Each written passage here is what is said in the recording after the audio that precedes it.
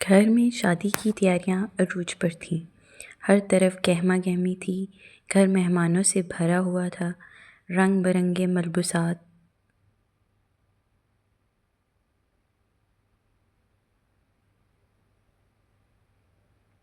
بھانت بھانت کے کھانوں کی خوشبو، خوشگپیوں میں مشغول خواتین اور سیاست پر تبصرے کرتے مرد۔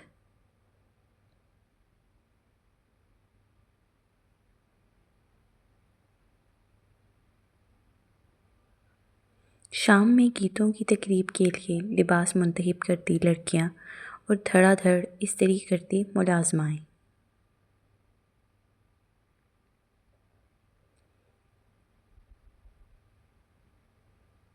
کمرے میں سہیلیوں کے جھرمٹ میں ان کی مذاق اور چھیڑخانیوں پر شرماتی مسکاتی دلہنیاں، ایسے میں کسی دور کی رشتہ دار نے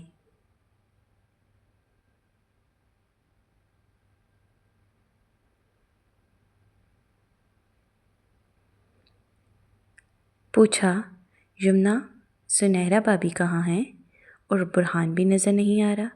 تو دلہنیاں بولی، ہاں وہ بھابی آفس سے آتے واپسی پر اسے اسکول سے لیتی آئیں گی۔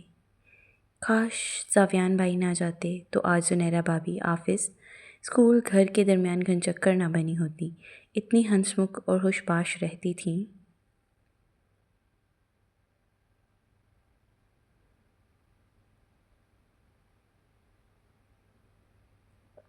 اور اب دیکھو انہیں کام سے فرصت ہی نہیں۔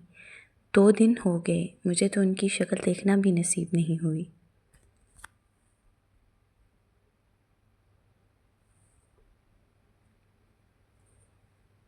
کمرے میں سناٹا چھا چکا تھا کیونکہ موضوع ہی ایسا شروع ہو چکا تھا۔ اسی لمحے کمرے کے دوسری سمت سے بھی آواز ابھری،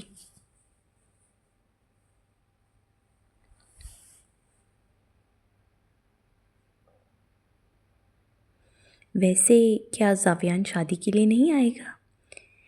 ایک بار پھر سناٹا چھایا۔ میرا مطلب ہے کہ اکلوتی بہن کی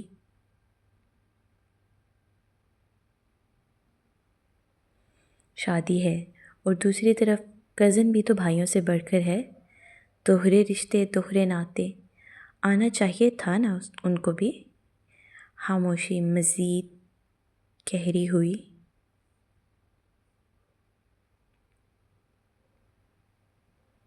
یمنا کے پاس کوئی جواب نہیں تھا اور دل کے ساتھ آنکھیں بھی بھر آئیں۔ سب لوگ افسردگی سے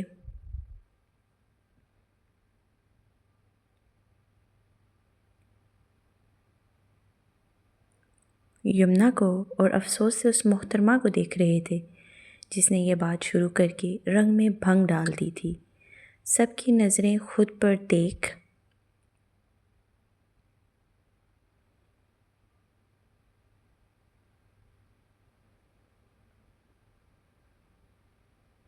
اس کو بھی یہ احساس ہوا کہ درست بات غلط موقع پکڑ دی تھی، لیکن اب تو تیر کمان سے نکل چکا تھا اور دلہن کا دن خراب ہو چکا تھا۔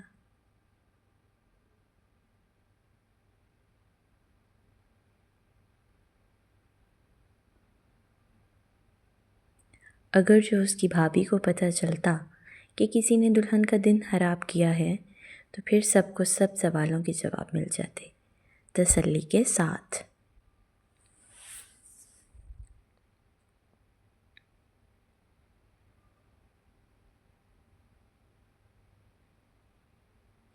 ایک دوسرے سے نظریں چراتے سب سوچ رہی تھیں کہ اب اس تناؤ کو کیسے کم کیا جائے کہ برہان کی چہچہاتی آواز پر یمنا نے فوراً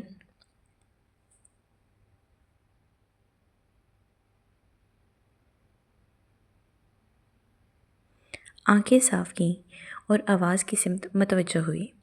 یونیفارم میں ملبوس باہیں پھیلائے دروازے سے داخل ہوا اور پھپھو پھپھو کہتا یمنا سے لپٹ گیا۔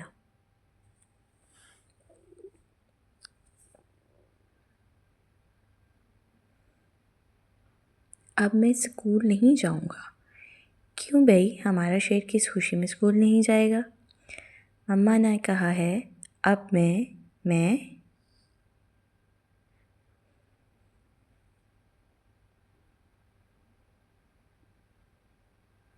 نہیں جاؤں گا کیونکہ آپ کی شادی ہے اور میں تیمور چاچو کے ساتھ کھیلوں گا اور گھوڑے پر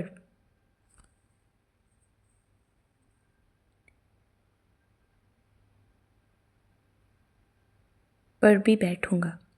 بھاگنے اور خوشی سے پھولے نہ سماتے برہان نے پھپھو کو اپنی منصوبہ بندی سے آگاہ کیا۔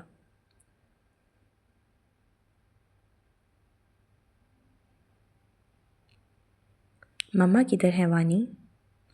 مما نیچے دادو پاس، برہان نے جواب دیا۔ اتنے میں ملازمہ نے آ کر پیغام دیا کہ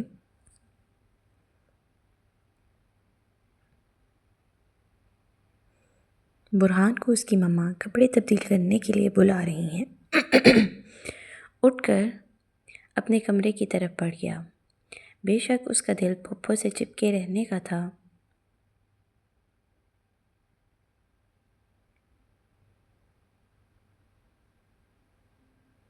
لیکن اتنا چھوٹا سا ہونے کے باوجود بھی اپنی ماں کا حکم نہیں ٹالتا تھا۔ اس کے جاتے ہی سب لوگ دوبارہ سے اپنی باتوں میں مشغول ہو گئے۔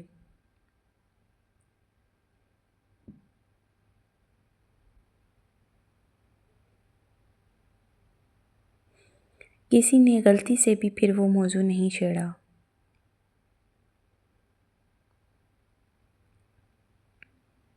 برہان اور اپنا لباس تبدیل کر کے آرام کا ارادہ ترک کرتے زنیرہ اسے لیے نیچے ہی آ گئی۔ دادی کے پاس بٹھاتے وہ اس کے لیے کھانے کو کچھ پہنانے کے لیے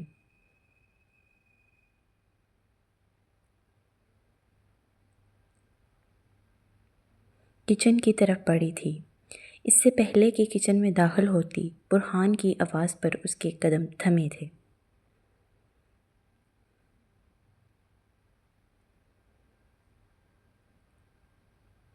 excuse me, strangers are not allowed in. اجنبیوں کا اندر آنا منع ہے۔ زنیرہ نے پہلے برہان کی طرف دیکھا جس کے چہرے کے تاثرات کہیں سے بھی 5 سالہ بچے کے نہ تھے۔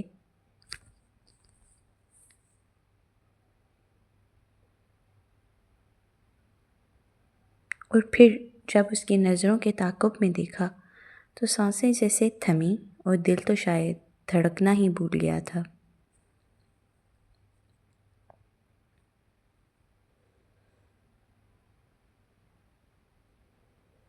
سامنے کھڑی ہستی کو دیکھ زنیرہ کا پورا وجود جیسے زلزلے کی زد میں تھا۔ ایک پل کے لیے دل چاہا کہ اس سے لپٹ جائے۔ کچھ یاد نہ تھا کہ اس نے کیا کیا۔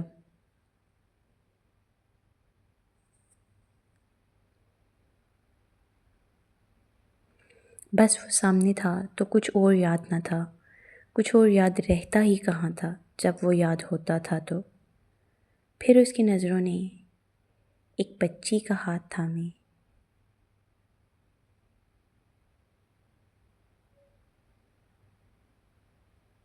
گھر میں داخل ہوتی اشنا کو دیکھا۔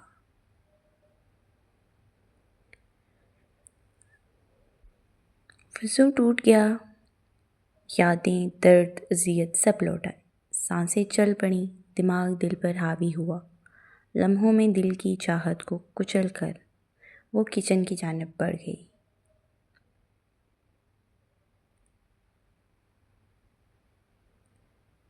چہرے پر دور دور تک کوئی دکھ، خوشی، کسی قسم کا تاثر نہیں تھا۔ چونکہ وہ متضاد سمت میں کھڑی تھی۔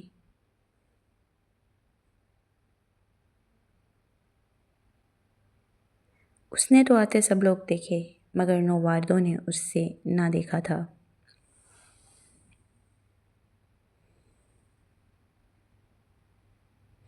زاویان ملک لوٹ آیا تھا 6 سال بعد، کیونکہ اسے لوٹنا ہی تھا۔ وہ گیا ہی لوٹ آنے کے لیے تھا، مگر وہ اس بات سے انجان تھا کہ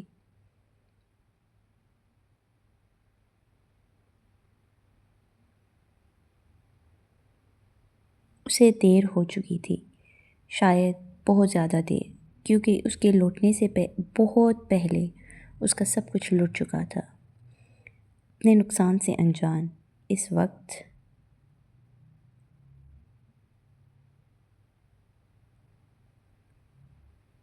اس کی نظروں کا محور تھا برہان، جیسے اس کے نقوش میں کسی کو تلاش کر رہا ہو اور ناکام ٹھہرا ہو۔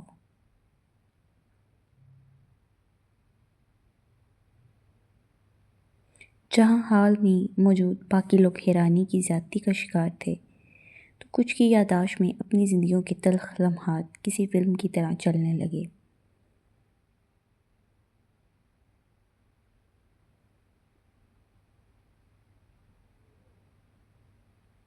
اور یہ کچھ لوگ یوسف ملک تھے۔ وہ اٹھے اور خاموشی سے اپنی لائبریری میں چلے گئے۔ زاویان نے آگے بڑھ کر نیچے بیٹھتے ہوئے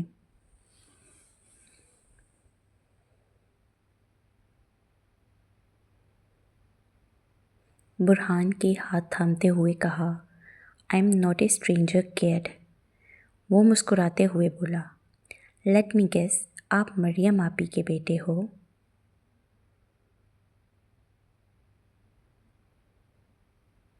رائٹ۔ زاویان کے اس سوال نے وہاں موجود سب کو حیرت میں ہی تو ڈال دیا تھا۔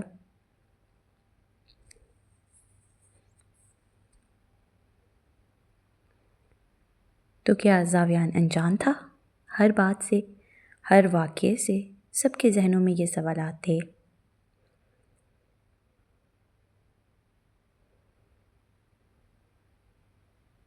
نو، میں برہان ملک ہوں، اپنی مما زنیرہ احمد کا بیٹا۔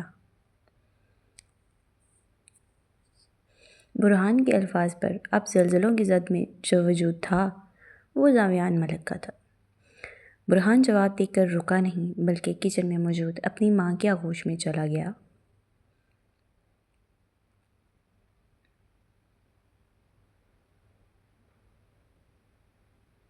کیونکہ وہی اسے اسٹرینجر سے بچا سکتی ہیں، ہمیشہ کی طرح۔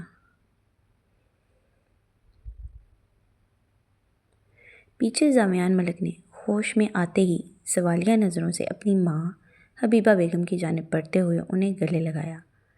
ماں تھی، بیٹا گلے لگا تو۔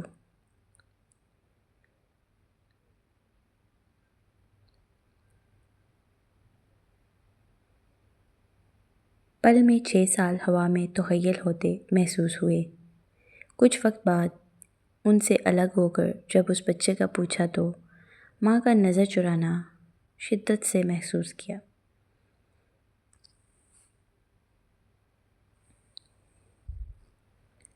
کچھ تو تھا جس سے وہ انجان ہے، اب تو یہ وقت نہیں بتانا تھا۔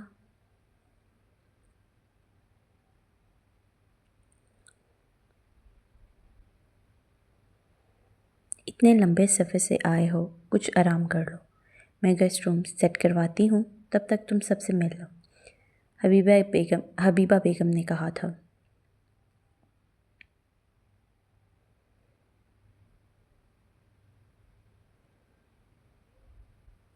امی، وہ بچہ کیا زونی نے اڈاپٹ کیا ہے؟ اور وہ خود کہاں ہے؟ روم میں ہوگی، میں مل کے آتا ہوں۔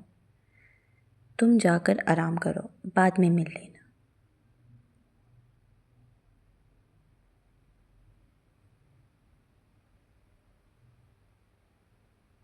بعد میں مل لینا سب سے۔ موقع کی نزاکت کو سمجھتے ہوئے حبیبہ بیگم نے اسے منظر سے ہٹانا بہتر سمجھا تھا، کیونکہ وہ نہیں جانتی تھیں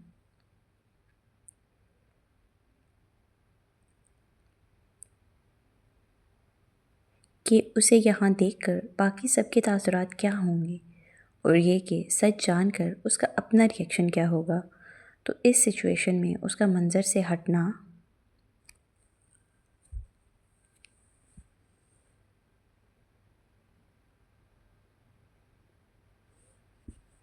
بہتر تھا۔ حبیبہ بیگم نے ملازموں سے کہہ کر ان کا سامان گیسٹ روم میں رکھوایا اور اشنا کو بھی ادھر آرام کرنے بھیج دیا۔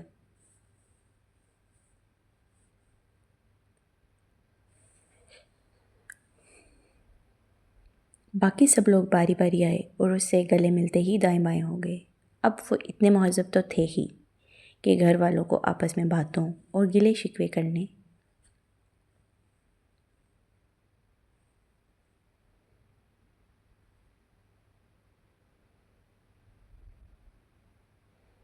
کا موقع دے جو کچھ بھی ہوا تو بعد میں تو پتہ چل ہی جانا ہے نا۔ ہمیشہ کی طرح لمحوں میں خوشگپیاں اور کہہ کے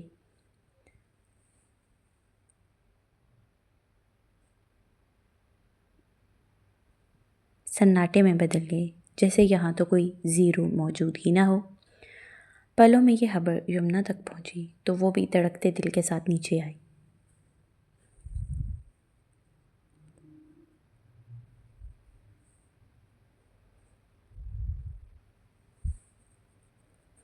ساویان کی نظر اس پر پڑی تو فوراً گلے سے لگا لیا۔ اپنے بھائی کے بنا ہی شادی کر رہی تھی، ذرا سی بھی یاد نہیں آئی؟ ایک بار ہی کال کر لیتی۔ ساویان کے لہجے میں گلا جبکہ آواز بیکی ہوئی تھی۔ تو بھائی کو کب ہماری یاد آتی رہی؟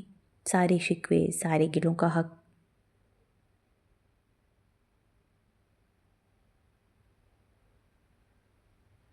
آپ کو ہے۔ کچھ غزلوں کی باتوں کا اثر تھا، کچھ بھابھی کا احساس اور کچھ گزرے لمحوں کی اذیتیں کہ وہ پھٹ پڑی۔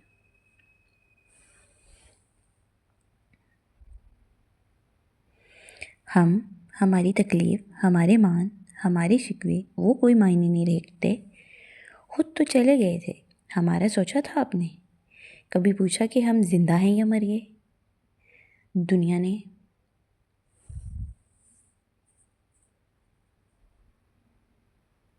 ہمارے ساتھ کیا کیا؟ یمنا، بس ہو گیا نا؟ حبیبہ بیگم کی تنبیہی آواز نے اس کی بلند ہوتی آواز کو بند کیا۔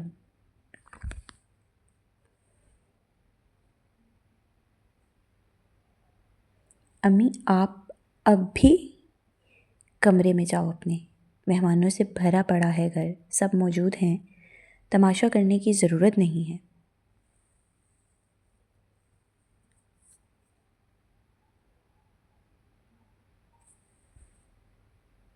رخ موڑ کر زاویان سے بھی کہا، تمہیں بھی آرام کرنا چاہیے، گھر مہمانوں سے بھرا پڑا ہے، تمہارا سن کر بھی لوگ آئیں گے تو تماشا نہیں چاہیے۔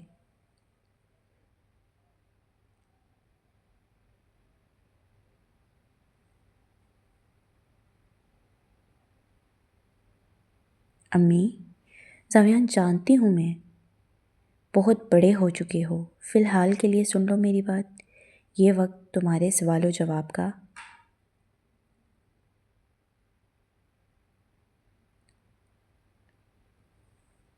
نہیں ہے، تو سن لو میری بات۔ یہ کہتے ساتھ ہی وہ کچن کی سمت بڑھ گئیں۔ چاروں نہ چار اس نے بھی کمرے کا رخ کر لیا۔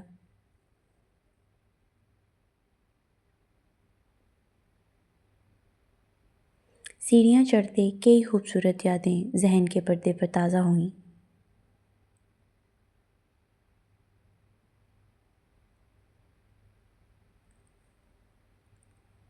زنیرہ کچن میں موجود تھی جب برہان آیا اور کہا، مما وہ کون ہیں؟ زنیرہ چپ رہی۔ بتائے نا مما، اور ان کے ساتھ وہ بی بی۔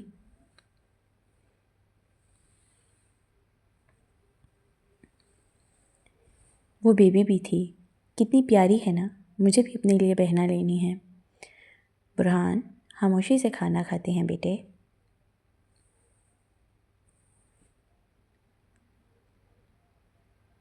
زنیرہ نے جب کہہ دیا تو پھر وہ کچھ نہ بولا۔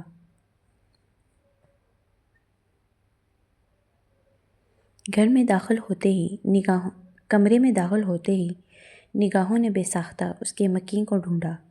چاروں طرف سے جب نگاہیں حالی لوٹی تو احساس ہوا کہ یہاں تو کوئی رہتا ہی نہیں ہے۔ پل بھر کے لیے دل کانپا کہ وہ کہاں ہے، کیا وہ اسے چھوڑ گئی ہے؟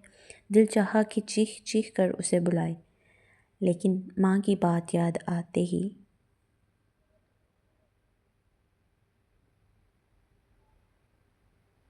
یاد آنے پر چپ ہو گیا۔ بے دلی سے ہی شاور لیا، آرام دہ لباس پہنے، بستر پر لیٹا تو بہت سی سوچیں ذہن پر سوار تھیں۔ کب نیند کی وادیوں میں